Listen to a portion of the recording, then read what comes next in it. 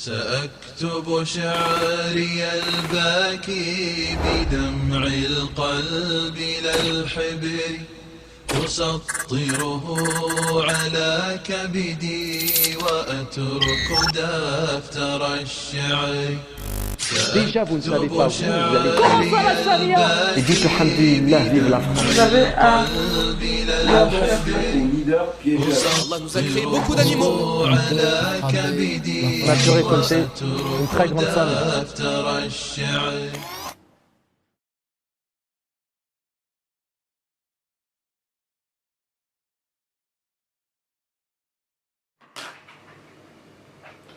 SOS Tarawih. SOS Tarawih. Il y a plein de gens dans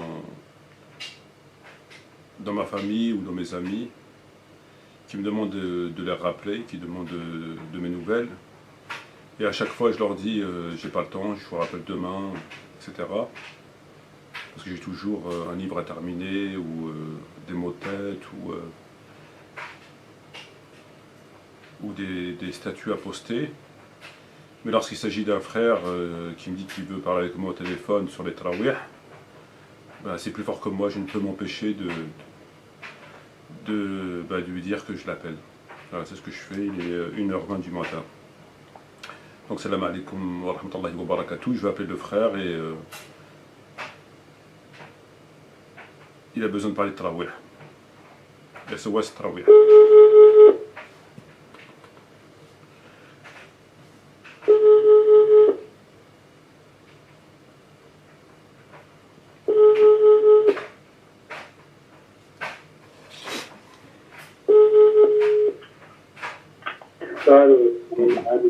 Alaikum salam. Comment ça va, ça va bien? Ça va et toi? Ben, je suis là. Je suis là. J'ai un très d'écho là derrière. Je t'entends. Ouais. Tu m'entends bien? Ouais, je t'entends là. Ouais, bon, voilà. Moi, tu vois, je suis pas trop vraiment fort dans tout ce qui est internet, tu vois, écrire à fond, tout ça. Ouais, moi je fais des bien. Après, je dis pas que, tu vois, il n'y a pas un bien, voilà, il n'y a pas un bien. J'essaie de suivre un peu ton travail. Ouais. Ouais. Quoi? Ouais. Comment? Ouais, je t'écoute. Ouais, j'essaie de suivre ton travail. J'ai eu pas mal de détracteurs à Porceleur avec qui je me suis un peu embrouillé. Ah bon? Je te dis franchement. Ceux qui disent que t'es shit, sous Patria, machin, etc. En argument, je n'ai pas eu le temps de toutes les conneries qui racontent. Moi, j'aurais toujours dit qu'on ouvert le coup à pas mal de personnes. Ouais. Ça servi déjà, faut regarder bien fait. Ça c'est une vérité, tu vois. À moi aussi, tu m'as ouvert les yeux sur pas mal de choses, tu vois. Par rapport à plein de trucs, tu vois, que tu as fait dans ton travail, tu vois. Bon, au début, j'ai regardé, j'étais un peu sceptique, après j'ai écouté, là, il a fait que voilà. J'ai écouté de plus en plus. Là, bon, moi, je ne vais pas faire tes éloges. Je fais du bon travail, tu seras rétribué pour ça, frère. Inch'Allah. Ouais. Après, chacun sera rétribué selon peu de personnes sont lésées. C'est très bien, tu vois ce que je veux dire. Ouais, tu fais du mal, il le fait à lui-même, c'est pas moi qui va te faire la morale, t'es largement plus calé que moi, je le reconnais. Voilà. Par contre, je suis pas d'accord. C'est une chose, c'est les tarawih. Moi, j'arrive pas à comprendre pourquoi. Je me dirais que je suis pas suffisamment aussi, je suis pas aussi documenté que toi. Mais j'arrive pas à comprendre comment tu peux dire que c'est une innovation alors qu'à aucun moment il y a eu interdiction. Tu vois ce que je veux dire? Ouais, bien sûr. J'ai tenté de l'expliquer. Bon, je te dis, je suis pas un grand. Voilà, je fais ce que je peux avec à moi, avec mon vocabulaire à moi, quoi. Je suis pas un grand écrivain non plus, quoi, tu vois. Je suppose que tu as pu me reconnaître. Quoi. Ouais. Après, c'est là que je comprends pas. Parce que ça prête, comme je te dis, ça donne du moins rien de tes détracteurs. Des chiites, patriarches, machin et tout, tu vois. Le fait qu'en plus, ça va dans le sens de ce qu'ils disent, les chiites. Parce que moi, j'arrive pas à comprendre pourquoi ce serait une innovation, alors que le prophète, il n'a pas explicitement interdit. Tu vois ni interdit, ni... tu vois, on va peut-être faire question-réponse. Tu vois déjà, là, je parlais avec le jeune, bon, il est parti un peu en système. Bon, moi, ça peut m'arriver, on n'est pas parfait. Hein, tu vois voilà, j'arrive pas à comprendre où elle est la bid'a. La bid'a, puisque le prophète, il n'a pas explicitement interdit de sa propre bouche. Il a juste dit, c'est mieux de prier chez vous, j'ai peur que ça devienne obligé. C'est tout. Parce qu'à mon avis, il ne voulait pas rajouter une charge supplémentaire. Après, quand tu parles d'Abouba, Ammar el-Muqtab, tu vois, quand tu parles de lui, faire mettre les choses dans leur contexte de l'époque, tu vois, à l'époque, ils avaient besoin de se rassembler. Quand ils partaient à la mosquée, tu sais qu'ils étaient armés, ils avaient des armes. Tu vois, tu sais qu'un vrai musulman doit toujours être armé, tu le sais, ça. Donc, savoir. Tu vois, eh ben, le fait du nombre, tu vois, à l'époque, il n'y avait pas encore de missiles, hein. Tu vois, le fait qu'ils se réunissaient en nombre, tu vois, ça faisait quand même une force supplémentaire. De toute façon, je sais pas, je suppose qu'il y avait toujours quelqu'un aux aguets pour pas qu'il vienne se faire tuer dans le dos, tu vois. Bon, je pense qu'il devait certainement avoir une coordination, tu vois, qui faisait en sorte pour assurer un minimum de sécurité, quoi. Ouais. Bon, après, je suis pas un expert, tu vois. Voilà, moi, je me considère pas comme un croyant. Bon, pour moi, je sais tu vois, qu'il y a un pays, tu vois. Moi, tu vois, il y a une différence entre croire et savoir. Tu vois, moi, je me considère, voilà, je sais. Après, je sais qu'il faut que je fasse des efforts pour étudier, etc., la sunna. Déjà, on fait des obligations. Voilà. Après, tu vois, quand je disais, pourquoi tu t'acharnes sur le tarawih, il n'y a aucun savant sunnite qui dit explicitement que c'est une innovation, une interdiction. Je sais pas, enfin, pas à ma connaissance, du moins. Voilà, c'est ça, c'est pour ça. Après, tout le monde peut faire des erreurs, tu vois. Puisque même Ammar, tu dis qu'il s'est trompé, il a innové. Alors moi, ce que je comprends pas, c'est ce que tu dis que Ammar, il a innové.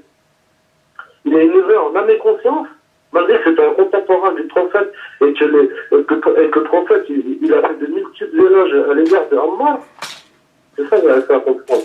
Alors regarde, ça c'est une question. Alors, est-ce que tu penses que Ammar, il a fait cette bid'a en âme et conscience? Non, mais non. Non, il l'a pas fait. Comment il aurait pu faire cette bid'a alors que c'était un contemporain du prophète qu'il a vécu avec le prophète? Comment il aurait pu faire cette innovation? C'est ça, j'arrive pas à comprendre. Mais Omar ibn Khattab, moi, il n'y a rien qui me laisse à penser qu'il l'a fait en connaissance de cause. Je t'entends très mal, Khouya. Tu m'entends mal? Ouais, je t'entends très mal, ouais. Attention, il est petit. Essaye de parler plus près du micro, et essaye d'être un peu petite mamie. Attends.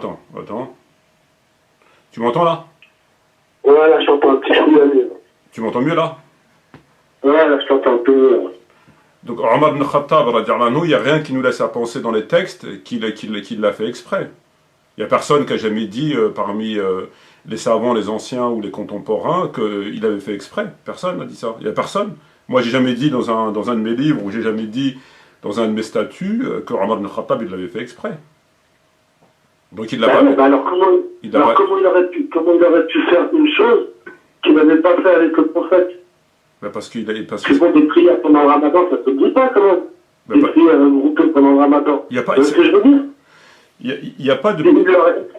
Pourquoi le prophète à ce moment-là, il ne l'aurait pas explicitement interdit? Mais il l'a interdit. Parce que l'autre, il essaie de débattre, c'était un débat de sourds. Je explique que c'est pas une injonction, c'est pas un ordre, tu vois. Et lui, je sais pas quoi, il m'envoie, tu fous de la gueule, machin, ça, tu vois, bon. Tu vois comment ça? Au bout d'un moment, faut que je sais pas ce qu'on a fait. Tu vois, tu vois, moi je dis pas que je suis trop dans la littérature française, mais je sais pas la différence entre une injonction et tu vois ce que je veux dire? Mais c'est une recommandation. Et quand ils disent c'est mieux, ça c'est sûr et certain que c'est une recommandation. C'est pas une injonction. C'est mieux, ils disent c'est mieux. Pourquoi ils disent c'est mieux? Parce qu'il avait peur justement. Tu vois, Non mais attends. Comment je comprends la chose, je t'entends vraiment très très mal. Il y a vraiment des débats qui y a. Alors attends. Je vais enlever ne quitte pas.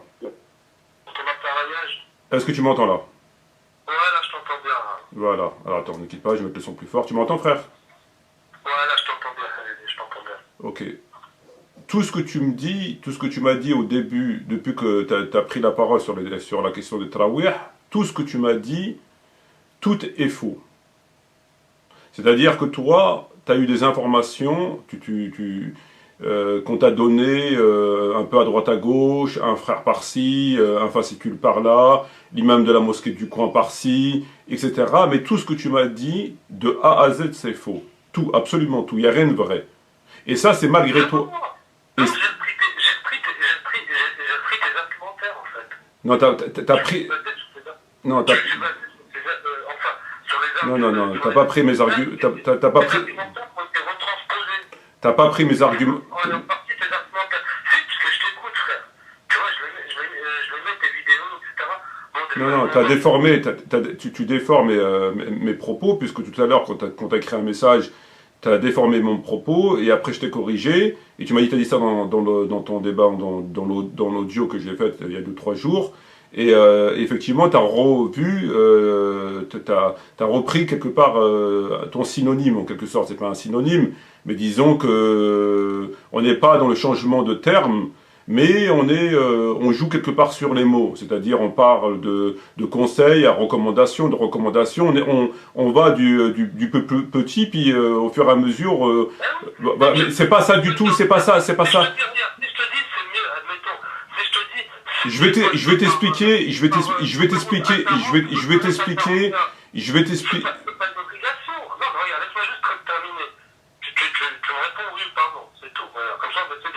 Question-réponse, parce qu'après on a un débat dessous. Bon, c'est vrai que j'ai pas mal parlé, je te l'admets. On va essayer de faire question-réponse, comme ça on va essayer d'être productif dans notre dialogue. Si je te dis, je vais te donner un exemple concret, tu vois, ça va nous éviter de faire des détours. Tu vois, si, maintenant je te dis, passe par l'autoroute A41, c'est mieux de prendre l'A40. Tu vois, parce que j'ai peur que tu crois que tu sois obligé, que voilà, faut prendre la 40, donc je te dis c'est mieux de prendre la 41. C'est pas une injonction. Non, c'est pas, je vais te répondre. C'est pas une injonction pour 2 raisons. Est-ce que tu vas me dire, si tu me dis prends la A41 à la place de la A40 parce que c'est mieux, si tu prends la A86 à la place de la A4 ou la A28 à la place de la 32, etc. Si toi tu me le dis à moi, pour moi ça va pas être une injonction pour 2 raisons. La première des raisons, c'est que tu n'es pas prophète. Première des raisons. Enfin, jusqu'à preuve du contraire. Première des raisons. Donc je suis pas en train de parler avec un prophète. Donc ta parole, c'est pas... Première des choses. La deuxième des choses, c'est que toi tu vas me parler sur une chose de la dunya. Tu vas me parler sur la circulation routière. Or, ta comparaison n'est pas raison, puisque nous, on n'est pas en train de parler ni de l'un ni de l'autre. On est en train de parler d'un prophète. Frère, tu me demandes de t'appeler à 1h30 du matin. Il y a beaucoup de gens de ma famille qui me demandent de les appeler.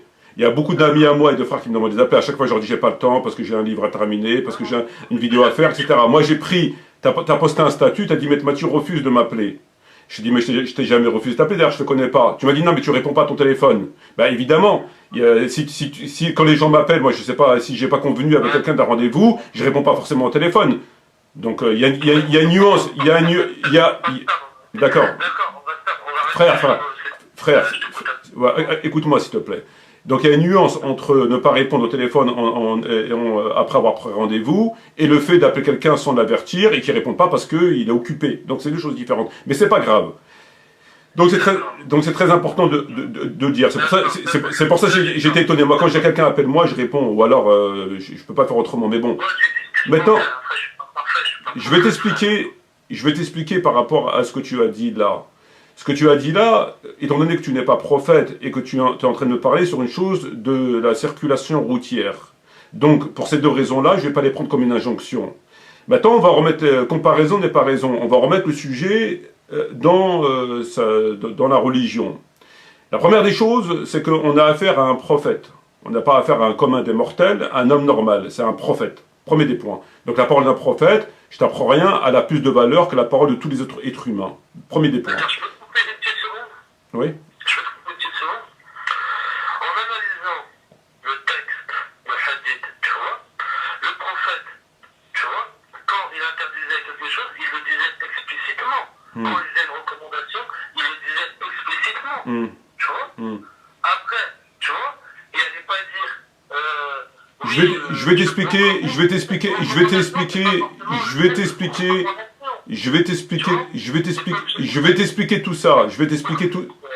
t'expliquer tout ça. Frère, si tu m'interromps toutes les 20 secondes, on va pas pouvoir discuter. Tu me demandes de t'expliquer. Je t'ai laissé parler. Tu m'as dit là où tu avais des incompréhensions par rapport... Tu m'as demandé... Non mais il va falloir que tu me laisses parler parce que si tu me laisses pas parler, on va pas s'en sortir. Donc je t'ai laissé parler. J'ai écouté... Non, il n'y a pas de question-réponse pour l'instant. Je t'ai laissé parler pendant un quart d'heure, 20 minutes. Je t'ai laissé dire toutes tes incompréhensions, tes interrogations.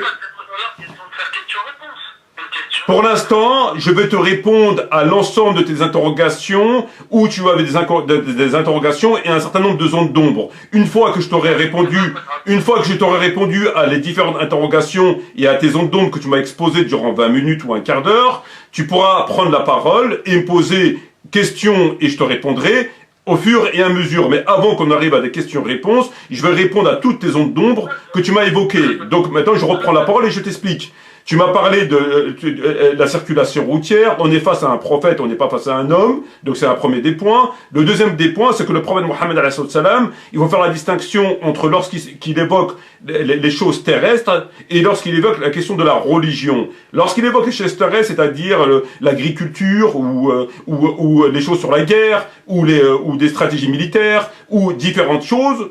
Là, sur ce point-là, les compagnons radiyallahu anhum se permettaient parfois de le conseiller en lui disant, nous on estime que vaut mieux que tu penses les hommes ici c'est mieux, etc., etc. Et lui-même reconnaissait que étant prophète, il est pas spécialisé dans les autres disciplines. C'est pas un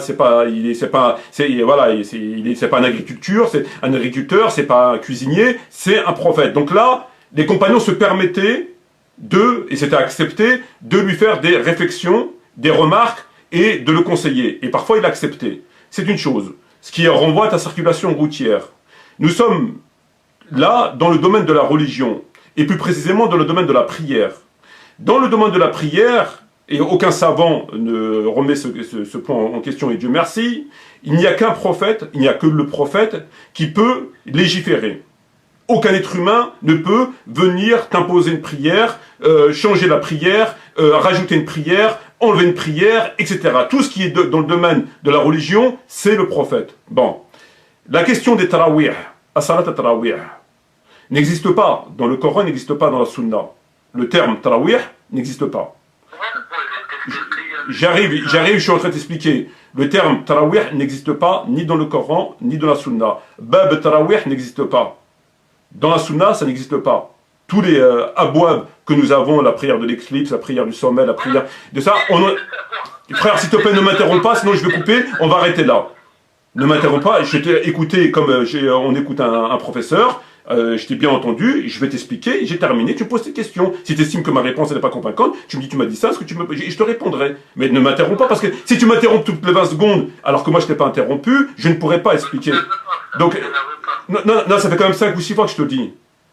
Donc, si vous énervez les gens et que lorsqu'il y a des gens s'énervent, vous leur dites ne vous énervez pas, là c'est malsain. Donc ça fait quand même 5 fois que je te le dis. Voilà, ne m'interromps pas. La première fois je l'ai dit, ça fait vraiment 5 ou 6 fois. Bon, donc le terme tarawih n'existe pas ni dans le Coran ni dans la Sunna. C'est un terme qui a été inventé en même temps que la prière. Maintenant, tu vas en savoir plus par rapport à cette prière. D'où elle vient cette prière? La salat al-tarawih vient de quoi? Vient que durant le mois du Ramadan, et ce que je te dis là, c'est un fait reconnu unanimement dans Bukhari et Muslim et par tous les savants sunnites.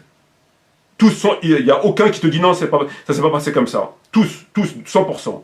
Le prophète Mohammed, durant le mois du Ramadan, est sorti de chez lui et s'est fait une cellule pour prier seul. Tu as 5 hadiths dans Bukhari, 5, et environ 5 dans Muslim, tu n'en as pas plus, qui parlent de Tarawih, qui parlent de Qiyam al-Lil. Il n'y a pas Tarawih, il y a Qiyam al-Lil. Bon. Tu lis ces hadiths. Dans ces hadiths, qu'est-ce que tu lis? Le prophète, rapporté par Aïcha et par Zayd et les autres. Le prophète s'est fait une cellule, il a prié. Des compagnons, le premier jour, ont prié avec lui, ont imité sa prière. Le deuxième jour, il y avait plus de monde. Le troisième jour, plus de monde. Et le quatrième ou le cinquième, il n'est pas venu. Ils l'ont attendu, mais il n'est pas venu. Maintenant, dans ces textes-là, quand tu les analyses, si tu les mets devant toi, tu les sors de Bukhari, tu les prends les 5, tu les extrais de Bukhari, et tu les analyses. Tu verras qu'à chaque moment dans les textes, qu'est-ce que tu trouves? Le prophète, lorsqu'il s'est rendu compte, resta assis. Lorsqu'il s'est rendu compte, partit les voir et leur dit « J'ai vu ce que vous avez fait ». Lorsqu'il a rendu compte, ce qui m'a empêché de vous rejoindre. En conséquence de quoi? Ce qui prouve clairement que le prophète n'a pas prié avec ses compagnons. Ils ont imité sa prière. Parce que s'ils avaient prié avec lui, comme eux ils le disent, il ne reste pas assis soudainement. Il les laisse, comme on dit, en plan. Donc, s'il va les voir et leur dit « J'ai vu ce que vous avez fait, ce qui m'a empêché de vous rejoindre » ou qui resta assis, et à l'unanimité des textes, c'est que ça prouve qu'il n'a pas prié avec eux et qu'ils ont prié à son insu. Premier des points. Donc déjà, il n'y a pas eu de prière en commun. Ils ont prié à son insu, on a la preuve de cela. Donc, ce n'est pas une sunna. Premier des points. Deuxième des points, le 4e ou le 5e jour, les compagnons étaient encore dans la mosquée, en tout cas une partie des compagnons, et le voyant pas arriver. Qu'est-ce qu'ils ont fait? Ils sont partis le chercher, et il est sorti de son domicile. Quand il est sorti de son domicile, il était en colère, il leur a dit il ne faut pas venir se comporter de cette façon, etc. Et après, qu'est-ce qu'il leur a dit? Il leur a dit Fasallu ayyuhanas fi buyutikum. Fa inna afdal salat salat mar'i fi bayti ila maktuba. Aux gens, fasallu, priez chez vous, parce que la meilleure prière pour un homme est celle qui est faite chez lui, mis à part la prière maktuba. Maktuba, ça veut dire obligatoire, prescrite. À partir de là, Bukhari et Muslim nous disent quoi? De plus, ce jour-là, on n'a plus entendu parler de cette tentative de prier avec le prophète dans la mosquée. Jusqu'au milieu du califat de Omar ibn Khattab radiallahu anhu. Donc, analyse de la situation sur 2 points majeurs. Premier point, dire que le prophète a prié avec ses compagnons, c'est faux. Puisqu'on a la preuve qu'il leur a dit « J'ai vu ce que vous avez fait, ce qui m'a empêché de vous rejoindre », il est resté assis. Ou alors le prophète prie avec des compagnons, puis soudainement il reste assis, il ne se lève pas. Il les laisse tout seul debout, ce qui est impensable. Premier des points. Donc il n'a pas prié avec eux. Deuxième des points, on a l'interdiction claire et nette du prophète de prier à la mosquée en commun. Une prière surérogatoire. Pourquoi? Parce qu'il leur a dit « Fasallu ayyuhanas fi buyutikum » priez dans vos demeures. Donc là c'est une injonction. Et ce qui appuie l'injonction, ce qui rend la chose obligatoire, et ce que là où on tombe dans la bid'a, c'est que le prophète leur dit parce que la prière pour un homme est meilleure chez lui qu'à la mosquée. Donc à partir de là, le prophète non seulement te donne un ordre, prie chez toi, donc il te donne un ordre, c'est lui qui est le législateur de la prière, donc il sait, tu vas pas lui apprendre où c'est qu'on doit prier. Mais en plus, il t'explique, il te dit, parce que la prière que tu vas faire chez toi, elle est mieux que celle que tu vas faire à la mosquée.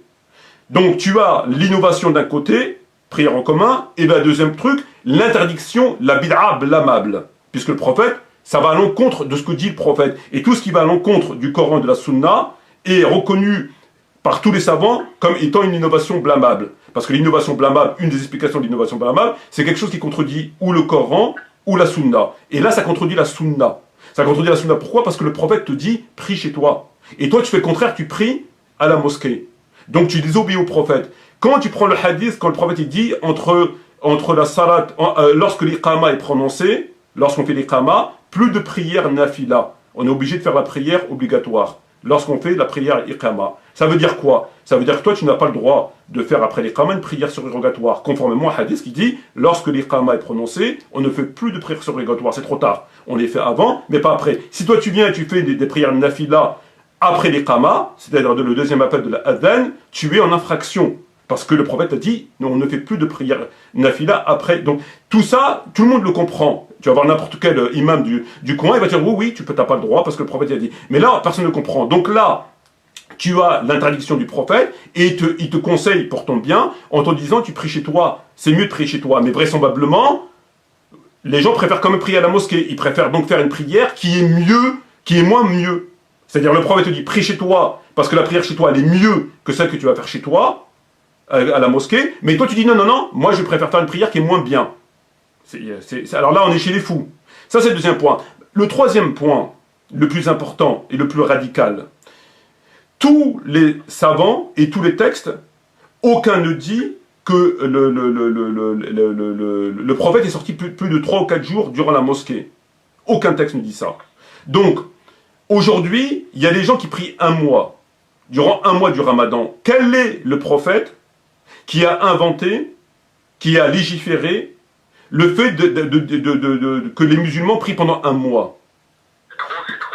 Ah bah, non mais je te dis, quand tu fais Salat al-Dhahr, tu fais 4 rak'ah, si je te demande, tu me dis parce que c'est dans la sunna. Si tu fais le Maghrib, tu fais 3 rak'ah, etc. Donc tout ce que tu fais dans l'odo, dans le Ramadan, dans la zakat, c'est en rapport avec ça. Maintenant, quand on s'arrête à cette histoire où le prophète a payé 3-4 jours, de son côté, ils ont pris à son insu. Bon, d'accord, c'est bon, on a compris. Admettons, ils ont pris avec lui, c'est pas grave. Bon, très bien. Bon. Dans le meilleur des cas, ils ont prié 3-4 jours avec lui. Quel est l'homme qui est venu, qui a dit maintenant c'est pas 3-4 jours, c'est un mois? Est-ce qu'un homme il a le droit de faire ça? Ah ben alors. Donc comment ça se fait que les musulmans aujourd'hui prient un mois, puisque ça n'existe pas? Ça n'existe pas. Dans le meilleur des cas. Non mais que ce soit obligatoire ou pas obligatoire, même si c'est surérogatoire, tu n'as pas le droit de faire une chose surérogatoire qui n'existe pas. Tu n'as pas le droit, parce que là tu es dans le, et c'est évident, c'est évident.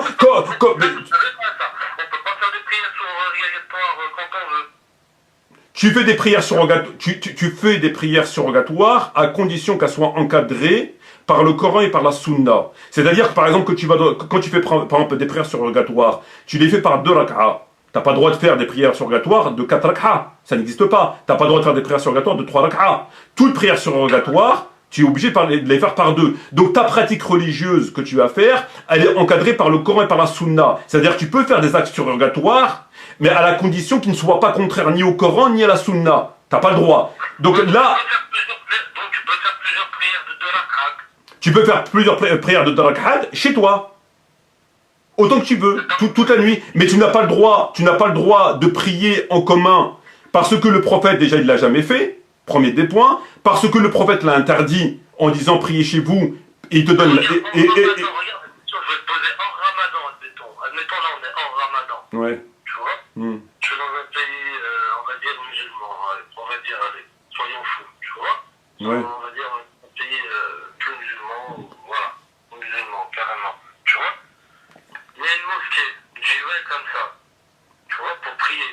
Ouais. C'est 2h, 3h du matin, j'ai envie de rentrer, tu vois, les mosquées, c'est des maisons de Dieu quand même, tu vois. Et j'ai envie de rentrer pour prier, et il y a 10, 20 personnes, 30 personnes. Personne les oblige, ils sont les deux mêmes. Dans ces cas-là, c'est interdit ça aussi. J'ai pas compris ce que tu as dit, excuse-moi. Admettons, moi, admettons, c'est la nuit, Ouais. j'ai envie d'aller. Ouais. Tu vois, j'ai envie d'aller prier, lire le Coran, faire des prières avec 2 rak'ah, pas plus, mais en faire plusieurs. C'est chez toi, tu dois les faire. C'est chez toi, c'est toi. Tous les actes surrogatoires, tu dois pas les exposer à la vue et au su des gens. Le principe dans la religion, une des règles de fiqh fondamentale, un jour un homme, il a demandé au prophète, c'est un hadith qui est dans Ibn Majah et dans des différents, et reconnu authentique, un jour un homme, il a demandé au prophète, il lui dit, est-ce que je peux faire des prières surrogatoires à la mosquée? Le prophète, il lui dit, est-ce que tu vois ma maison? Il lui dit, oui, je vois ta maison. Il lui dit, tu vois qu'elle est collée à la mosquée? Il lui dit, oui. Il lui dit, moi, tous les actes surrogatoires, je les fais chez moi. Une des règles de fiqh reconnues parmi les 4 écoles, c'est que tous les actes surrogatoires, pour éviter tout ce qui est ostentatoire, etc. Tout ce qui est surérogatoire, on les fait chez soi, c'est un acte. Bon, après, il peut y arriver, c'est un truc fortuit, tu passais par là, bon, je sais pas, il y avait pas de bus, il y avait pas de train, j'en sais rien. Bon, c'est pas grave. Ça rentre pas, tant que ça rentre pas dans une règle régulière établie, bon, c'est pas grave. Il y a pas mort d'homme, il y a pas de problème. Mais la loi régulière, permanente, établie par le prophète, établie par les compagnons, établie par les juristes, c'est que tous les actes surérogatoires se font à la maison. La mosquée, c'est fait pour faire les actes obligatoires. C'est pas fait pour venir que tu viens prier devant tout le monde. Ça, tu fais ça chez toi. Donc, pour revenir à la question des... Quand on prie la nuit, t'as bien vu, il y a une prière qui se fait la nuit. Laquelle? Dans le bled, tout ça, les gens, ils sortent pour aller prier la nuit. Ben, Devant la mosquée. je sais pas, ils font Tarawih ou le Fajr ou je sais pas. Ouais, ils vont à la mosquée pour faire ça. Ben, ils font Tarawih. Non, je sais pas si c'est à la mosquée Sauf, quand ils sortent. sauf le matin. Toute l'année, même pas pendant le ramadan. Toute l'année. Le soir, là, ils sortent, ils vont prier. Non, ça c'est prière du Fajr, ça n'a rien à voir, c'est prière de Fajr, ça n'a rien à voir. C'est quelle prière alors? Ben, c'est la prière du matin, c'est prière que les gens quittent des fois à 4h du matin, des fois à la 5h du matin, c'est la prière que voilà, que là actuellement pendant le ramadan, à 4h du matin.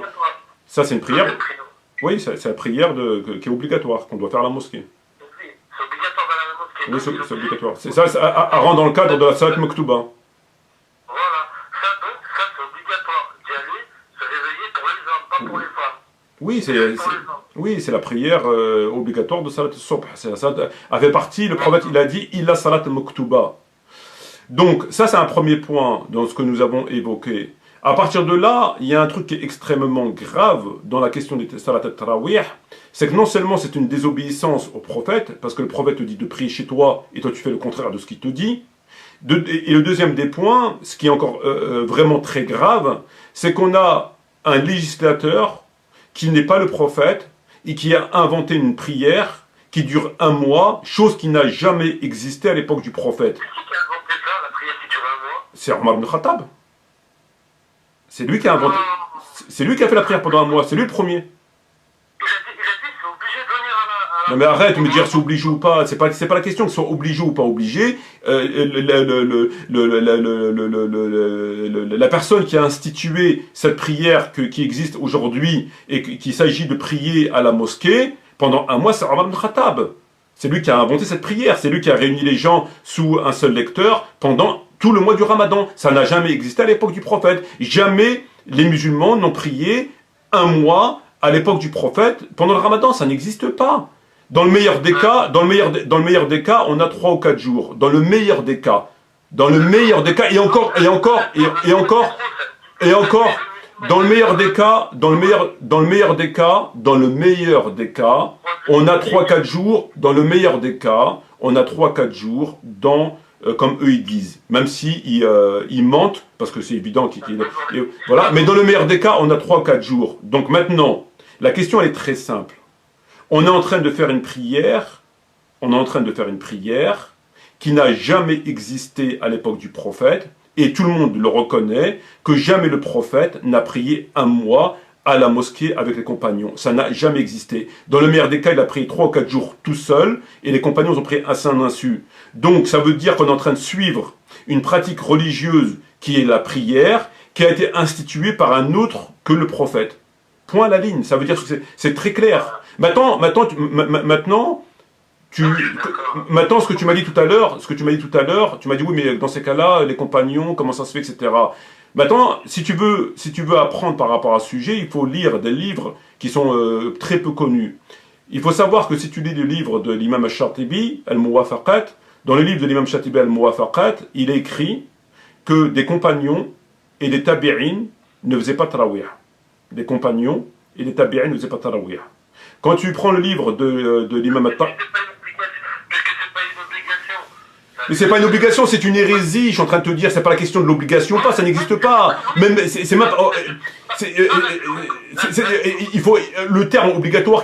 La question, c'est que c'est quand même incroyable, c'est que l'innovation consiste à faire une chose qui contredit ou le Coran, la Sunna. Voilà. Donc que tu l'as, même toi tout seul, si tu fais une chose tout seul dans ton coin qui contredit le Coran et la Sunna, tu tombes sous le coup d'innovation. T'as pas le droit. Tu peux pas faire une chose qui est contraire au Coran. Enfin, je veux dire, c'est quand même pas compliqué à comprendre ça. Ah ben voilà. Il faut traiter clair, on peut plus clair. Je reconnais. Maintenant, tu vois, je veux te demander, tu vois, je veux pas te demander de transiger sur ton point de vue, etc., t'as le crédit, tout ça, machin, c'est bien, j'apprécie qu'Allah te moche. Mais ce que je voulais dire, tu vois, c'est que par rapport, tu vois, à cette innovation, si à cette bid'a, si, tu vois, on peut quand même concevoir qu'il y a des bid'as, tu vois, comme qu'il y a des péchés pires que d'autres, c'est ce que je veux dire, et des péchés moins pires, etc., etc. Ça, c'est connu. Donc, dans le fait de cette bid'a, est-ce que je pense que la classerait parmi les bid'as majeurs, ou bien les bid'as, tu vois, ou bien tu vas me dire bid'a c'est bid'a, il n'y a pas de grosse bid'a, il n'y a pas de petite bid'a, il n'y a pas de... Mais c'est évident que c'est une bid'a majeure. Bien sûr que c'est une bid'a majeure. Il y a 1 milliard de musulmans qui désobéissent au prophète. Il y a 1 milliard de musulmans à qui le prophète leur a dit priez chez vous, ils font le contraire. Donc c'est une bid'a... Mais est-ce que tu te rends compte une seule seconde, frère, qu'ils sont en train de faire... Attends. Est-ce que tu te rends compte une seule seconde... Là, excuse-moi. Est-ce que tu te rends compte une seule seconde qu'ils sont en train de faire une prière qui a été inventée par un homme? Ouais, mais la plupart des gens qui font cette prière-là, bon, ils le font par ignorance. Non mais qu'ils le fassent par ignorance ou pas, nul n'est censé ignorer la loi. Est-ce que tu te rends compte qu'ils sont en train de faire une chose qui a été inventée par un homme? Ils sont en train de faire une prière qui n'existe pas, que le prophète n'a jamais prié pendant 1 mois. Mais c'est quand même grave quand même. Mais tu te rends compte, ça va loin. Mais tu te rends compte d'où ça va? Ça va très loin. Ça va loin. C'est-à-dire que toi demain, tu vas faire une pratique dans le corps de l'islam. Hein. Je suis pas en train de te parler d'une chose qui est, comme tu m'as dit, la circulation routière. C'est-à-dire toi demain, par exemple, qu'est-ce que tu vas faire? Tu vas faire, par exemple, à salat, je sais pas moi, salat nafila, par exemple, tout ce qui est surrogatoire, tu vas les faire par 1,5 raka'a, ou tu les fais par 3 raka'a. Mais tu te rends compte où on va? Est-ce que tu penses qu'il y a des gens qui font tarawih, qui pêchent en âme et conscience, même si personne est censé ignorer la loi de Tolstoy, etc., etc. Je suis pas là pour juger les gens, ce qu'ils pêchent ou ils pêchent pas, je suis en train de t'expliquer la question des tarawih, je t'ai expliqué la question, le reste ça m'intéresse pas. Non, mais est-ce que tu penses qu'il y en a qui pêchent à faire le tarawih, qui s'amusent à faire le tarawih pour pêcher en âme et conscience, pour faire des vernis discrets en âme et conscience, ou pour égarer les gens en âme et conscience? Bah, je vais te répondre. Il y a des pêcheurs parmi les musulmans qui font tarawih pour 2 raisons. Je vais te donner. Pour 2 raisons. Et qui les font tomber gravement dans le péché. La première des raisons, c'est le sectarisme aveugle. Le fait que ces gens-là sont censés être des prédicateurs, ils sont censés enseigner l'islam aux gens, ils sont censés enseigner, guider les gens vers le droit chemin, et qui en réalité ont une déficience très importante de la science, et que par conséquent ils occupent un poste qu'ils ne méritent pas, et qui prennent une lourde responsabilité sur leurs épaules, parce qu'ils ne méritent pas ce poste, ils devraient se retirer. Ça c'est déjà haram. On tombe dans le péché du juge.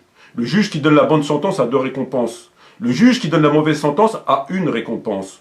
Ça veut dire quoi concrètement? Ça veut dire qu'un juge, à partir du moment où il a les capacités de juger, même s'il se trompe dans un jugement dans l'islam, il a quand même une récompense. Parce que c'est un juge, il a étudié. Maintenant, quand tu prends des prédicateurs qui, de toute évidence, sont parfois même des gamins, qui n'ont jamais étudié, ils ont appris une partie du Coran, ils ont appris Alif Bata, et puis ils viennent nous raconter, etc. Donc, quand tu sais que toi, tu n'as jamais étudié réellement et que tu te permets de faire la da'wah, d'expliquer des choses qui te dépassent. Déjà, attends, je vais répondre à tes questions. Déjà, là, tu es dans le haram. Déjà, tu as commis le premier péché. Le deuxième péché, c'est quoi? C'est qu'on vient te dire et on te soumet des arguments qui sont très clairs. Mais au lieu d'y répondre à ces arguments-là, tu fais exprès que tu les as pas vus, tu les caches. Et tu continues, tu persistes dans ton égarement au nom de ton sectarisme et de ton orgueil. Deuxième péché. Troisième péché, le fait qu'on tire un bénéfice des tarawih. On sait tous que, voilà, il y a du bénéfice qui circule dans les soi-disant mosquées de la République par rapport à ça. Donc oui, il y a des gens, la grande majorité des musulmans, non. Le simple musulman, mais le simple musulman est aussi appelé à lire, il est aussi appelé à écouter les arguments des uns et des autres, et ne pas être sectaire. Donc oui, Il y a des prédicateurs qui, pour les 3 raisons que je t'ai évoquées, ils n'ont pas la science, ils le savent très bien, mais ça ne les empêche pas de parler. C'est comme si toi, demain, tu te poses comme chirurgien et que tu t'opères des gens alors que en vérité, tu es mécanicien et que tu tues des gens, mais tu dis, oh, mais moi, je rien, il est mort, Allah raleb. Et que de deux, on te soumet des discussions et qui sont établies et que tu sais très bien que c'est la vérité, mais tu les occultes parce que tu suis ta secte. Et troisième des raisons, c'est qu'ils tirent bénéfice de ça. Donc ces gens-là, oui, ils tombent dans le péché, bien sûr. Ils commencent très mal leur ramadan, ces gens-là. Ils commencent très mal leur ramadan parce que quand tu discutes avec un frère et que c'est évident que ce que tu dis, c'est clair, net et précis, face à l'eau Younes fi buyutikum, fa inaf dalsal, etc., etc. Donc c'est évident. Et que le frère sait qu'il n'a pas d'argument, que le prophète n'a jamais prié 1 mois, bref, il le sait. Mais qu'il continue. Alors que le Coran, il a pour le Ramadan, il a pour te purifier. Tu commences mal ton mois, mon frère. Tu commences ton mal dans la mauvaise foi. Tu commences ton jeûne par la mauvaise foi et l'orgueil. Alors que normalement, un musulman sincère, il écoute les arguments. Voilà. Maintenant, pour revenir à la question, on terminera là-dessus, pour revenir à la question que tu as posée sur Face, il y a des compagnons qui faisaient pas tarawih. Il y a des tabi'in qui faisaient pas tarawih. Si tu veux la preuve de cela, tu prends le livre de Muwafaqa de l'imam Shatibi, c'est écrit en arabe. Après, tu prends l'avis de l'imam al-Malik, on est dans le Mudawana, on lui a posé la question. On lui a dit, il y a des grands savants, comme Ibn Hormuz et d'autres, qui, après la salat al-Isha, ne font pas tarawih, ils vont à la mosquée. Et ne font pas tarawih, ils rentrent chez eux. Qu'est-ce qu'il a répondu l'imam Malik? Il a dit, ils ont raison, et je fais comme eux. Et je peux te citer plein d'exemples comme ça, il y en a plein dans les livres. Donc, cette histoire de consensus où tous les savants ont dit non, c'est bon, il n'y a pas de problème, c'est une sunna muakkada, il y a que les chiites, etc., ou les gens qui ne connaissent pas qui disent ça, c'est faux. Tous ces textes, on vous les a cachés. On ne vous a jamais dit, enfin, je ne vais pas revenir sur tous les textes, il y en a tellement que je ne vais pas revenir dessus, et on vous les a cachés. Les livres, la question, tu sais, je dis un truc, il y a l'imam Albani qui a fait, rahimahullah, qui a fait un livre qui s'intitule La Salat al-Tarawih, qui est écrit en arabe. On a traduit ce livre, c'est pas un livre, c'est un fascicule. On a traduit ce fascicule intégralement. Et dans ce fascicule, il explique comme quoi Salat al-Tarawih, c'est une sunna muakkada. Il explique comme quoi c'est une sunna, etc. Il faut savoir, frère, que dans son livre, il n'a pas cité une seule fois le hadith qui est rapporté par Bukhari et par Muslim, Fasalu ayyuhan-nas fi buyutikum. Jamais. Il n'a pas cité une seule fois. Ça veut dire que il connaît Bukhari mieux que toi et moi. Il a lu Bukhari, il le connaît. Il sait que ce hadith parle de tarawih. Il a absolument ramené les gens un mois dans la mosquée, quoi. Voilà. Et donc normalement, tu sais, C'est pas grave, c'est une bonne bid'a, tu vois. Comme ils ont fait pour Noël, ils disent bon, c'est pas grave, c'est une bonne bid'a. Tu vois, alors que c'est vrai qu'on n'a pas à faire des choses que le prophète il n'a pas fait. Ça, c'est de la pure logique. La question du Maoulid, la question, du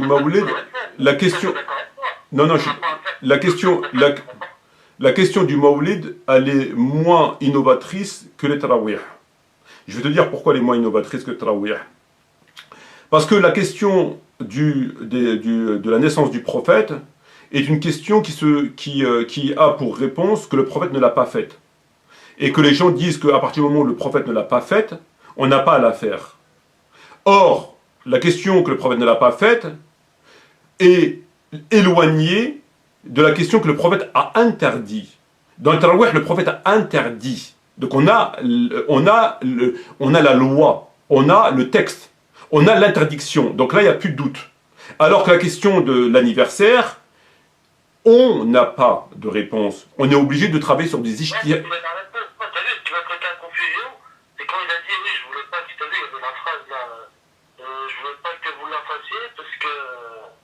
Non, mais ça devient obligatoire. Ouais. Tu vois, donc c'est mieux de prier chez vous. Tu vois, alors moi, donc, je me suis dit, il a dit ça, c'est parce que, tu vois, c'est pas que c'était interdit ou que c'était une innovation, tu vois, mais qu'il avait peur que le fait que, tu vois, s'il allait à la mosquée et qu'il fasse tarawih, les gens vont croire que c'est une prière obligatoire. Alors que c'est pas le cas, en fait. Alors que Écoute frère, je te dis que ce hadith que tu es en train de citer et que tu es en train d'argumenter avec est un hadith qui est amputé. Il manque un morceau. La suite de ce hadith continue. Là, tu es en train de faire un ishtiyat sur un hadith coupé en deux. Le hadith continue où il dit, et le prophète il continue et il dit maintenant priez chez vous. Donc tu pries chez toi et ça s'arrête là. Maintenant tu désobéis pas au prophète, tu pries chez toi. Il n'y a pas de polémique à avoir. Et tu dis prie chez toi, tu pries chez toi. J'arrive pas pourquoi vous, mais j'arrive pas à comprendre. Voilà, donc il continue. Donc maintenant, il faut arrêter la polémique. Il t'a dit prie chez toi, tu pries chez toi. Ça s'arrête là. Pourquoi je prie chez moi? Parce que la prière chez moi, elle est mieux qu'à la mosquée. Enfin, on va pas en discuter pendant 107 ans. Les kofars, ils marchent sur la lune. Les kofars, ils marchent sur la lune et on n'arrive pas à comprendre prier chez vous. Mais c'est quand même incroyable. Il t'a dit prie chez toi, prie chez toi. Et il t'a dit pourquoi prier chez toi? En quoi? Il t'a dit parce qu'elle est mieux chez toi. La prière chez toi, elle est mieux. Ah ben tu pries chez toi. Le prophète t'a dit prie chez toi, prie chez toi. Pourquoi on polémique depuis des années comme ça? C'est quand même incroyable. Il t'a dit prie chez toi, prie chez toi. C'est quand même pas compliqué à comprendre ça. On est en train de tourner en rond depuis 10 ans. Enfin, c'est quand même incroyable. Prie chez toi. Il t'a dit prie chez toi. Maintenant, tu veux prier à la mosquée? Ah ben, prie à la mosquée. Ah ben, tu veux prier à la mosquée? Prie à la mosquée. Qu'est-ce que je te dise, moi? Allez prier à la mosquée, que les gens prient dans la mosquée. C'est quand même incroyable. Il t'a dit prie chez toi, tu pries chez toi, parce que la meilleure prière est celle qui est faite chez toi, mis à part la prière obligatoire. Tarawih ne fait pas partie des prières obligatoires. Donc tu pries chez toi. Ça c'est la première des raisons. Donc tu obéis au prophète, sami'na wa ata'na. Ça c'est le premier point. Et le deuxième des points, c'est que 30 jours, un mois, n'ont jamais existé. C'est une prière qui a été inventée par un autre qui n'est pas prophète. Puisque tous les savants reconnaissent que cette histoire de polémique qui est devenue une polémique, ça a duré 3 ou 4 jours, ils ont prié à son insu, et là on a commencé à broder. Or, 3-4 jours si tu veux, mais pas un mois. Donc, comment tu peux faire un mois alors que tu sais que le prophète n'a jamais fait un mois? Ça voudrait dire que tu nous inventes une sunna. Tu me demandes à moi de faire une pratique que le prophète n'a jamais faite.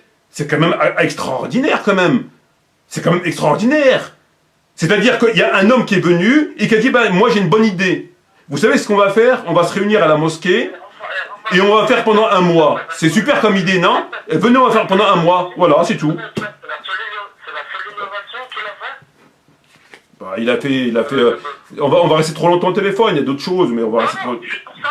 Oui, mais il a fait beaucoup d'erreurs, bien sûr. Il a fait beaucoup d'erreurs sur la zakat, par exemple. Quand il s'est trompé, il a dit à Aboubacar, il faut accepter. Aboubacar lui a dit non, tu te trompes. Il a reconnu son erreur. Il a dit effectivement, je me suis trompé, etc., etc. Et c'est pas les seuls. Bon, là, on a eu chaud parce que c'était Aboubacar qui était au pouvoir et il était hyper calé dans la science. Donc bon, il a corrigé Omar. Il l'a empêché de légiférer, d'accepter que les apostats ne payent pas la zakat et conformément au Coran. Pourtant, c'était très simple à trouver parce que c'est dans le Coran. Et quand il a dit à Abou Bakr, ben écoute, accepte, Abou Bakr il lui a dit non. Il lui a dit, moi je ne peux pas accepter des gens qui font la prière et qui ne payent pas la zakat. Et ils vont payer la zakat comme ils faisaient à l'époque du prophète, au percepteur, sinon je les combats. Omar il lui a dit non. Il lui a dit, tu te trompes, Abou Bakr il lui a dit non, je ne me trompe pas, c'est toi qui te trompes. Et effectivement, après, Omar ibn Khattab, dans Al-Bukhari, il a dit, effectivement, je me suis trompé. Mais imagine que ça n'aurait pas été Abou Bakr, le calife, et que c'était Omar ibn Khattab, et que ce serait passé à l'époque d'Omar, il aurait accepté que les gens fassent la prière sans payer la zakat. Ce qui est contraire au Coran, parce que le Coran dit, et le fameux hadith dans Bukhari Muslim qui dit, je suis chargé de combattre les gens qui disent qu'il n'y a de Dieu que Dieu, que je suis l'envoyé de Dieu, et qui paye, qui s'acquitte de la prière et de la zakat. À partir de là, leur vie, leur bien sont sacrés. Donc, il a mis, voilà. Donc c'était Abou Bakr le plus calé. Oui, bien sûr, c'est Abou Bakr qui était largement plus calé qu'Omar ibn Khattab, c'est évident. C'est pour ça que c'était le premier. C'est évident qu'il était plus calé que lui, c'est évident. Non mais frère, on va pas. Il est 2h du matin, on va pas parler. Voilà. Je sais pas, je suis pas un spécialiste. Les trois premiers califes, t'as eu Abou Bakr, t'as eu Omar, après t'as eu Ali sallallahu alayhi wa sallam. Et comme ça, non, Ali. Je sais pas. Franchement, je sais pas. Ça m'intéresse pas de savoir qui était plus guerrier. Moi, je m'intéresse à des choses qui nous sont utiles. Que lui était plus guerrier, dans le Coran il dit, c'est une génération qui est révolue. À vous ce que vous avez fait, et à eux ce qu'ils ont fait, et vous n'aurez pas à répondre de leurs actes. Voilà. Le plus calé, donc ça a été le premier. Plus calé en matière de science, par rapport à Omar ibn Khattab, c'est Abou Bakr, oui. Il n'y a aucun doute là-dessus. Il n'y a aucun doute. Quand tu vois les erreurs qu'il a faites, qui sont dans le Bukhari, lui-même il reconnaît. Il a fait une fois une erreur et on lui a rapporté un hadith. Qu'est-ce qu'il a dit à Omar ibn Khattab? Il a dit Et effectivement, je ne connaissais pas ce hadith, et j'étais peut-être au marché en train de faire mes courses. Et donc j'ai pas entendu le prophète, etc. Donc Qui buvait, non? il, Qui bu- était alcoolique ou je sais pas quoi. il buvait avant son islam, mais ça c'est avant. Ça c'est avant. Et il a loupé une bataille, ouais, il devait avoir des trous de mémoire, hein. Avec tout l'alcool qu'il a dû boire, je veux dire. Écoute, frère, nous on va pas tomber dans comment ça s'appelle, dans les jugements, voilà, commencer à faire des trucs, il était ceci, il était cela. Moi ça m'est profitable en rien. Dieu dans le Coran il te dit c'est une génération qui est révolue. À vous ce que vous avez fait, à elle ce qu'elle a fait, vous n'aurez pas à répondre de ce qu'ils ont fait, et vous n'aurez pas à répondre de eux ce qu'ils ont fait. Donc voilà, pour moi c'est passé. Inch'Allah, Inch'Allah. Inch'Allah, on en fait partie. Tu seras peut-être la 11e. Bon, frère, je vais te laisser, Inch'Allah, ok? Non, mais Ammar ibn Khattab, il fait, malgré tout, il fait, parce qu'il y a 10 compagnons, je sais plus c'est lesquels, mais il y a 10 compagnons que le prophète sallallahu alayhi wa sallam il a cités. Oui, ben. Ceux qui vont pas dire. Oui, mais ça n'a rien à voir avec le tarawih, là. Ça n'a rien avec le tarawih. Il s'est trompé, qu'est-ce que je te dise, moi? Il s'est trompé. Ça arrive à tout le monde, j'ai trompé, hein. Il y en a 10, c'est sûr qu'ils passent directement au paradis aussi. Ouais. C'est sûr. Et Ammar, ils en fait partie. Bah, il y a des hadiths qui disent qu'il y a 10 premiers au paradis, ouais. C'est du frère, ça? Je sais pas, je suis pas spécialiste dans le hadith. Mais de toute façon, les hadiths, ils peuvent être faux aussi. Bien sûr. Tu vois, c'est ça le grand problème. Pourquoi on dit Sahih, il n'y a que le Coran qui est protégé. Moi, j'ai jamais compris pourquoi on dit. Tu vois ce que je veux dire? On privilégie l'hier, tu vois, c'est ça que j'arrive pas à comprendre. Les hadiths, ils n'ont jamais été protégés. Rien ne prouve qu'ils n'ont pas été falsifiés. Bien sûr, Tu vois? bien sûr. Rien ne prouve que Ammar, il a réellement. Tu vois, il n'y a pas la preuve à l'état pur que Ammar, il a fait ce bid'a. Il y a rien qui prouve qu'Omar il a existé, si tu parles de cet avis-là. Parce que Omar il n'est pas écrit dans le Coran, il n'y a pas écrit Omar dans le Coran. Donc si tu peux remettre tout et n'importe quoi en question dans tout ce qui n'est pas dans le Coran, moi je peux dire Omar il a peut-être pas existé, parce qu'il est que dans les livres d'histoire et dans les hadiths. C'est pas des raisons. On réfléchit pas comme ça dans la théologie. La théologie, c'est pas tout ce qui n'est pas dans le Coran, peut-être faux, peut-être vrai, n'importe comment. Parce que sinon, si tu pars comme tu es en train de me dire, c'est pas dans le Coran, donc rien ne prouve, ben Omar, rien ne prouve qu'il a existé, Omar, rien ne prouve qu'il a été deuxième calife, Omar, rien ne prouve qu'il est ceci, Abu Bakr, rien ne prouve, on peut tout remettre en question. Parce que c'est pas dans le Coran. Donc on peut dire, mais ça fonctionne pas comme ça la théologie. Dans la théologie, il y a des règles. Et on doit se tenir aux règles. C'est comme ça la théologie. C'est des règles, c'est pas de la philosophie. Peut-être que oui, peut-être que non, peut-être que ceci, peut-être que là, peut-être que noir. C'est pas comme ça. Il y a des règles. Il y a des règles qui sont imposées. Donc on sait que c'est sûr. Le Coran, il est protégé. Tu vois? Après, il est marqué nulle part que la sunna, elle est protégée. T'es d'accord avec moi? Oui. Après, si tu remettre en question l'existence de Ammar, etc., je veux dire, moi je suis pas archéologue, je suis pas théologien, mais à mon avis, tu vois, il y a des preuves concrètes qui existent, tu vois, des preuves matérielles. Je sais pas, tu me dis, c'est pas dans le Coran, donc on peut le remettre en question. On peut tout remettre en question tant que c'est pas dans le Coran. Même si on remet pas en question directement l'existence de Omar, on peut remettre des choses extrêmement importantes qui ne sont pas dans le Coran. On peut tout remettre en question. Toi, pour toi, ça te semble gros, bah, pour quelqu'un d'autre, il va dire non, ça me semble pas gros. Un autre, tu vas venir, va te remettre en question autre chose, etc. On peut tout remettre en question. Si on part du principe que c'est pas dans le Coran, donc ça peut être faux, bah oui, bien sûr. Omar, c'est une erreur qu'il a fait. C'était pas intentionnel. Je t'ai répondu au début, je t'ai dit que oui. Ouais, c'est une erreur. Bon, après, c'est une bid'a, d'accord, c'est une grosse. Tu m'as répondu que c'était une grande bid'a. Parce que c'est une désobéissance directe à une injonction du prophète, tu vois. Je peux très bien concevoir ce point de vue-là, mais je me remettrai quand même de remettre en cause juste une question, c'est le hadith. Le hadith, rien ne prouve qu'ils sont protégés. Après, on doit tirer la sunna. Après, les gens qui sont arrivés derrière, tu vois, l'influence du diable en permanence, tu vois, rien ne prouve que, tu vois, le Coran, ils savent qu'il n'a pas pu être trafiqué. Parce qu'il y a eu des guerres, il y a eu plusieurs guerres, tu vois,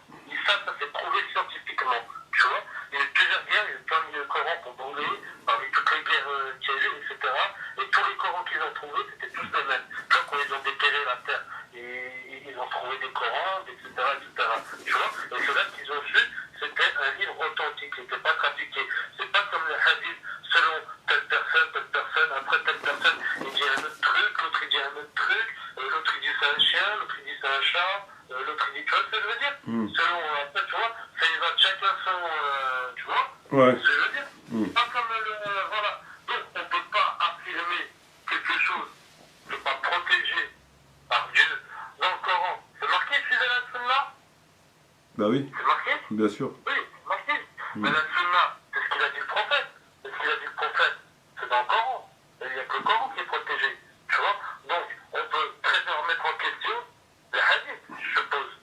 Enfin, je suppose, moi, dans mon raisonnement à moi, tu vois, je cherche pas à faire mal à la tête. Tu vois ce que je veux dire? Ouais. Moi, c'est ça, je comprends pas. Pourquoi apprendre? Il y a plein de trucs intéressants, hein, je m'en doute bien. Tu vois? Il y a plein de trucs super intéressants, ça, c'est clair et net. Tu vois?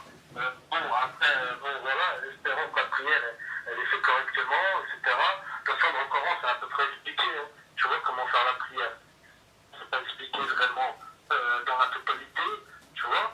Mais bon, voilà, après, on peut très bien aussi remettre en question que ces hadiths, enfin, on pourrait, je dis pas que je la mets en question, mais c'est une éventualité à prendre en compte, tu vois? Que les hadiths, il y a plusieurs choses qui trouvent, tu vois, qui se contredisent, tu vois? Des choses qui sont pas pareilles, il y a plusieurs versions. Ouais. Des versions qui diffèrent, mais totalement, Ouais. sur les mêmes sujets. Tu vois? Je veux dire? Ouais. Alors, à ce moment-là, puisqu'on t'en parlait, tu vois, sur Abu Huraira, tu vois, t'en parlais, tu vois, à un moment il dit que c'est un chat, à un moment il dit que c'est un C, à un moment faudrait savoir. C'est un chat, c'est un chien, c'est ce que je veux dire. Le mec, normalement, si, je sais pas s'il savait pas écrire, et moi il y a une question que je me suis toujours posée aussi, tu vois, comment ça se fait que le prophète sallallahu alayhi wa sallam, il a jamais appris à écrire? Il n'a jamais appris à écrire, ça c'est sûr ça. Mais c'était les gens qui recopiaient. Ouais. Il n'a jamais appris à écrire. Donc il savait juste lire. Ou parler. C'est ça un truc que j'arrive pas à comprendre aussi. Parler, c'est sûr quand même. Ouais, bah oui, parler.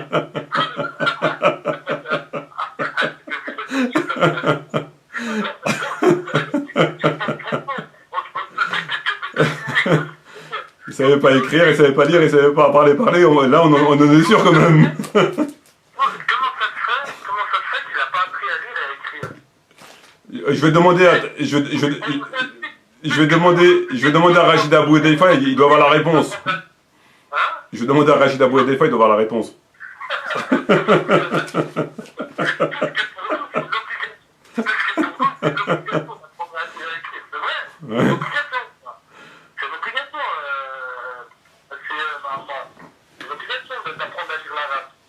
D'apprendre à lire l'arabe, c'est une obligation. Je sais pas, mais je te demande, je pense, oui. Moi, je pense que non, mais bon. Je sais pas. Je pense pas que le jour de la résurrection, que tu vas venir te faire juger, on va te dire est-ce que tu sais lire arabe, tu vois. Ça m'étonnerait. Donc c'est pas obligé d'apprendre à lire Non, l'arabe. je pense pas. Je pense pas que ce soit une obligation au sens strict du terme. L'arabe te permet d'avoir accès à la lecture et à l'étude de la religion, et donc par conséquent à t'appliquer dans ta religion. Mais il y a beaucoup de gens qui connaissent l'arabe et qui n'ont pas du tout envie, parce que c'est Dieu qui décide voilà, c'est pas donné à tout le monde d'avoir envie de lire, hein. Il y en a qui préfèrent faire d'autres métiers, etc. Et Dieu a ainsi créé l'homme. Donc il y a beaucoup de gens qui connaissent l'arabe, mais bon, ça ne les intéresse pas d'étudier parce que c'est pas leur passion. Et il y a d'autres qui connaissent très bien l'arabe, qui sont des professeurs d'arabe et qui comprennent strictement rien à la religion, parce que la religion, on ne devient pas savant, on est savant. Il faut avoir du discernement, il faut avoir, enfin bref, ça veut pas dire, c'est pas parce que tu connais, tu vois ce que je veux dire. Tu commences à te connaître, à découvrir ton travail, Ouais. tu vas tuer pour un sujet, tu vois, que là j'ai posé vraiment à des têtes qui étaient calées, franchement. Ils m'ont dit, c'est des savants, nanana. Tu vois, c'est sur un sujet que tu avais développé. Puisque le Coran, il est ma faute. Tu vois? Comment ça se fait qu'il manque des versets alors? C'est les hadiths qui disent ça. Ouais. Tu vois ce que je veux dire? Ouais. Donc on fait confiance à quoi? Au Coran ou au hadith? On privilégie quoi? Le Coran ou les hadiths? Mais ça, c'est un autre débat, frère. Ça, c'est un autre débat. Quand tu vois que tous les savants, le problème. Oui, je suis d'accord avec toi. Je comprends ton. Parce que ça a été prouvé à des preuves scientifiques. Tu vois, parce que tous les autres rives, tu vois, qu'il y avait avant, ils ont été trafiqués. Ça, c'est sûr, quand le Coran il est arrivé, tu vois, Allah subhanahu wa ta'ala, il a dit, celui-là, il n'y aura pas de trafic, voilà, ce sera le bon, ce sera définitif. Tu vois ce que je veux dire? Ils ne pourront pas être trafiqués, parce que c'est moi-même.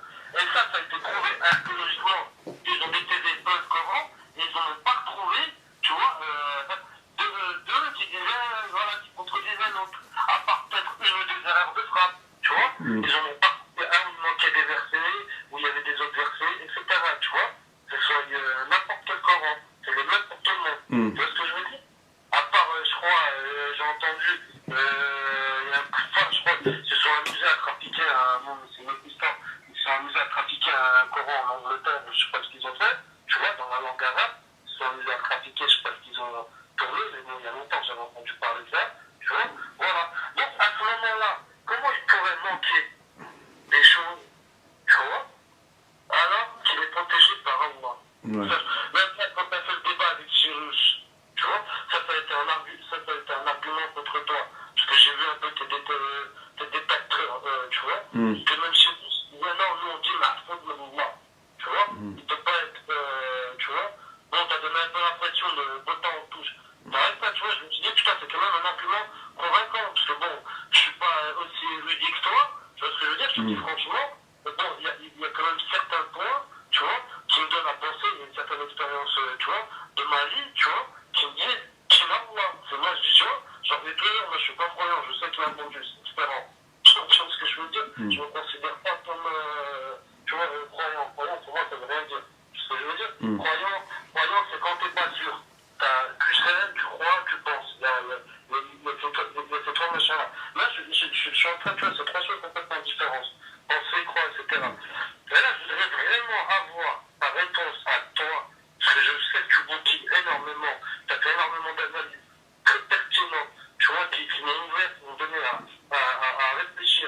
Et je leur ai toujours dit, tu as ouvert les yeux à pas mal tu vois, contre pas mal d'égarateurs de masse, tu vois, ça je leur ai toujours dit, tu vois. Et tu vois, tous ceux qui me disaient blabla, les mêmes, je sais pas ce qu'ils racontent, chine, machin, si, ça. Mais là, c'est pas bien d'accuser les gens comme ça, mais bref, tu vois, là n'est pas la question, tu vois. Comment on privilégie quoi? Parce que la lapidation, c'est vrai qu'elle n'existe pas dans le Coran, c'est marqué nulle part. Il y a une preuve. Il y a une preuve que le prophète sallallahu alayhi wa sallam, à part dans les hadiths, qu'il a lapidé. Non, c'est dans le hadith, c'est pas dans le Coran. Ah ouais, donc il n'y a pas de preuve. La preuve, c'est le Coran. Oui, mais ça, frère, ça marche pas comme ça. Frère, ça marche pas comme ça, je vais te dire pourquoi ça marche pas comme ça, frère. C'est pas aussi simple que ça. Je vais t'expliquer quelque chose. Ce que tu me dis, là, c'est un raisonnement qui est logique et que il est crédible. Et qu'on doit retenir. À savoir que dans le Coran, il n'y a pas la trace de la lapidation. C'est que dans le hadith. D'accord. Ça, c'est un raisonnement. C'est une étape du raisonnement. Mais on ne peut pas conclure un sujet avec juste ça. Juste ce raisonnement, pas dans le Coran, le prophète, sujet clos. 20 secondes. Non. Il va falloir travailler et réfléchir plus loin. Quand tu réfléchis plus loin, je vais juste donner une petite étape comme ça, et puis on en reparlera la prochaine fois, Inch'Allah. Qu'est-ce que tu te poses comme question? Tu te poses la question suivante. La question de la fornication, et pour un homme et pour... La question... Attends, je vais t'expliquer le raisonnement. Je vais t'expliquer qu'un raisonnement, le raisonnement, il est beaucoup plus difficile que ce que tu me dis. Attends, mais je vais pas terminer. Laisse-moi... Oui, laisse-moi terminer, s'il te plaît. Non, mais laisse-moi terminer. J'aimerais te dire des choses. Donc, ton raisonnement, il est bien, mais on ne clôt pas un sujet en 5 secondes, montre en main. Donc, si on s'arrête à ce que tu dis, on peut être d'accord avec toi. Mais, malheureusement, ça ne se passe pas comme ça, c'est pas aussi simple que ça. Tu as plusieurs interrogations qui viennent derrière, et que tu es obligé de prendre en considération et de répondre à ces interrogations-là. Tu ne peux pas les occulter. Sinon, c'est pas sincère, c'est pas correct. Parmi les interrogations qu'il y a, c'est la fornication non mariés étant la flagellation de 100 coups de fouet par un homme et pour une femme. Nous considérons que la relation extra-conjugale pour quelqu'un qui est marié, homme ou femme, serait forcément beaucoup plus importante. Ça, c'est un autre élément de réponse. Après, tu as encore d'autres interrogations, que le fait que dans le Coran, à plusieurs endroits dans le Coran, on parle de lapidation, mais on ne parle pas dans des termes pénals, c'est-à-dire lapider, etc., comme on peut le comprendre. Par exemple, ceux qui ont commis tel péché ont été lapidés, les homosexuels ont été lapidés du ciel, bref, c'est une peine capitale, en tout cas. Après, tu as des éléments... Oui, peine divine, voilà, capitale. Donc, c'est encore un autre élément de réponse. Après, tu as l'effet que nous savons tous que tous les rapporteurs de tous les livres, de l'imam Malik jusqu'à qui tu veux, parlent tous de lapidation. Il serait extraordinaire que non seulement tous ces livres-là aient été trafiqués, il serait extraordinaire que tous ces savants-là ont été à ce point ignorants pour se mettre en contradiction avec le Coran, puisque tous les rapports, Bukhari, Muslim, Malik, Nisa'i, Tirmidhi, Ibn Majah, etc. Après, donc ça te fait plusieurs interrogations à laquelle il faut répondre. Et tu as d'autres interrogations, ça je t'en donne 2 ou 3, et tu en as d'autres interrogations. Donc avant de conclure un sujet et de dire, ouais mais, tu as dans tous les hadiths des situations où le prophète a fait lapider, où les compagnons ont fait lapider. On ne peut pas venir et dire, tous ces hadiths ils sont faux, tu mets ça à la poubelle. Ça ne fonctionne pas comme ça. Donc, tu as des dizaines, tu as plusieurs interrogations qui sont là, là, là et là et là. Et si tu veux être crédible dans ce que tu dis et qu'on puisse accepter ce que tu dis, il faut répondre à toutes les interrogations. C'est comme par rapport à Tarawih. Tu ne viens pas comme eux ils font, ils prennent un hadith, ils prennent... Regarde, je vais t'interrompre 30 petites secondes. Frère, si ça ne dérange pas, on... Du 6e siècle, du 7e siècle, du 6e siècle, etc., tu vois, des très très vieux Corans, on en a. Tu vois ce que je veux dire? Les très très vieux hadiths, est-ce qu'on en a en l'état, en livre? Non, on n'en a pas en l'état. Si, ils sont dans des musées, ils sont à droite à gauche. Bon, donc maintenant, le problème, on va terminer là-dessus, frère, c'est que moi, je suis prêt à tout écouter. À partir du moment où on répond à toutes les questions qui sont posées et on répond de façon concrète. C'est pas de la poudre à parlimpinpin, c'est pas ça, je le cache, c'est pas ça, je le cache, je fais comme si je l'avais pas vu et je fais du bricolage théologique. La question, ça, eux, ils le font. Quand tu prends la question de Tarawih, c'est exactement ce qu'eux, ils font. Ils t'occultent ce que je t'ai expliqué, ils t'occultent que le prophète a dit telle chose, ils te prennent un hadith qui est amputé, ils te disent voilà, salam alaikum, c'est bon, on parle pas des 30 jours, on parle pas de ça, oh c'est bon, c'est réglé, ça y est, c'est bon, c'est pas, voilà. Voilà. Hein? La version du hadith qui est pas amputée, tu l'as. Bah oui. Oui. Non mais pour te dire, tu sais comment ça fonctionne. Ça fonctionne que la position doit être réellement fondée sur une étude. C'est pas comme beaucoup de gens ils font, ils prennent des petits morceaux par là et puis ils font des développements comme ils sont en train de faire. C'est ça la théologie. Et c'est pour ça que ce que tu me dis, si on s'arrête à ce que tu me dis, il y a ça, préservé, ça, livre humain, magouille, pas là, machin, c'est réglé. Oui. S'il n'y avait que ça, frère, je te dis oui, tu as raison, je te suis dans ce que tu dis. Mais le problème, c'est qu'il n'y a pas que ça. Il y a d'autres questions. Si tu réponds à toutes les questions qui vont te poser concrètement et qu'on juge que tes réponses, franchement, oui, c'est bon, tu m'as convaincu. Dans ces cas-là, je te suis. Mais si tu commences à bugger sur ta question, et sur ta question, et l'autre question, ben dans ces cas-là, je te suis plus. Et toi, c'est réciproque. Si tu me poses une question à moi, je te réponds, mais les autres, je commence à dire n'importe quoi, tu vas me dire, attends, là, je suis d'accord avec toi, mais là, franchement, tu ne m'as pas du tout convaincu. Donc, conclusion des courses, tu m'as pas convaincu, c'est bon, ta théorie, j'y crois pas. Parce qu'une théorie, elle doit être établie à 100%. C'est pas des théories qui sont bancales, des théories qui sont boiteuses. Tu comprends ce que je veux dire, c'est ça? Il y a beaucoup de gens qui sortent des théories. Voilà, il y a beaucoup de gens qui sortent des théories. Il y a beaucoup de gens qui sortent des théories sur l'univers, sur plein de choses. Mais quand tu commences à gratter, tu te dis attends, tu te contredis là. De là d'un côté tu me dis ça, de l'autre côté voilà. Donc voilà. Et c'est là où tu vois, là où il est le vrai, où il est le faux. Et la question de la lapidation, malheureusement, elle s'arrête pas à ça. C'est tout. Une phrase, c'est que la Terre tourne autour du Soleil. Une théorie, ça reste qu'une théorie. Voilà. Il est 2h30 du matin, il est 2h30 du matin, frère. Si tu veux, j'ai avec plaisir, il n'y a pas de problème. Tu as mon numéro de téléphone, tu m'avertis sur Face. Si tu as envie de parler d'un sujet, il n'y a pas de problème, tu m'avertis juste avant et puis on en parle, Inch'Allah. Ouais, je te fais reposer. S'il te plaît, ouais. Merci pour les éclaircissements. De rien, frère. Par contre, je vais conclure rapidement, là, tu vois. Par contre, tu vois, moi, ce qui m'a le plus troublé quand j'ai commencé à voir ton travail, c'était tu vois, par rapport à l'application, tu vois. J'avais envoyé des gens et tout, tu vois, qui sont vraiment extrêmement pratiquants, tu vois, j'ai de la famille, Burqa, etc., tout ça. Tu vois, et moi, c'était plus du côté du Coran. Et non, ils m'ont expliqué, c'est plus compliqué que ça, machin.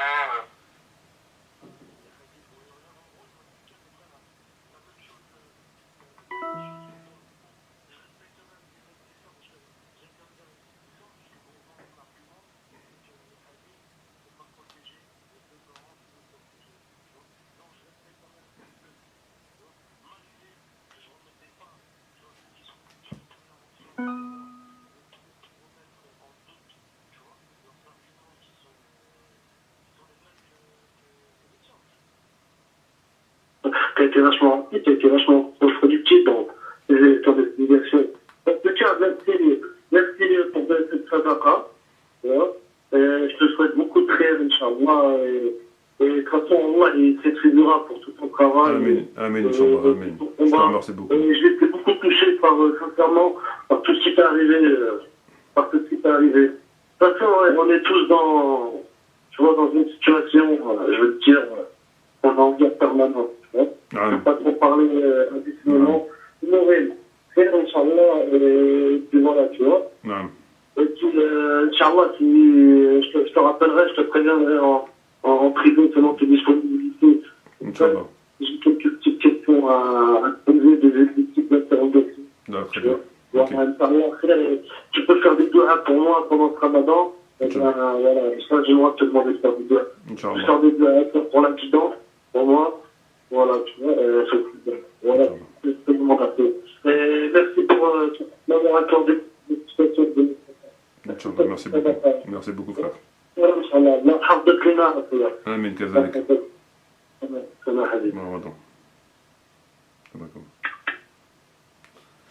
Voilà, merci beaucoup et à bientôt, Inch'Allah. Salam alaikum wa rahmatullahi wa barakatuh.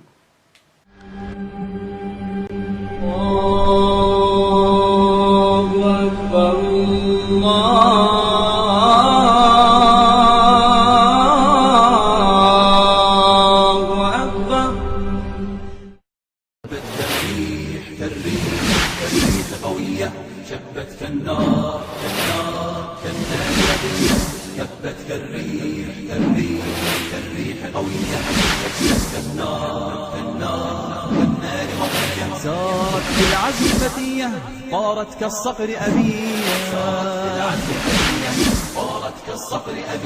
أهلا أهلا قافلتي يا قافلتي المهنية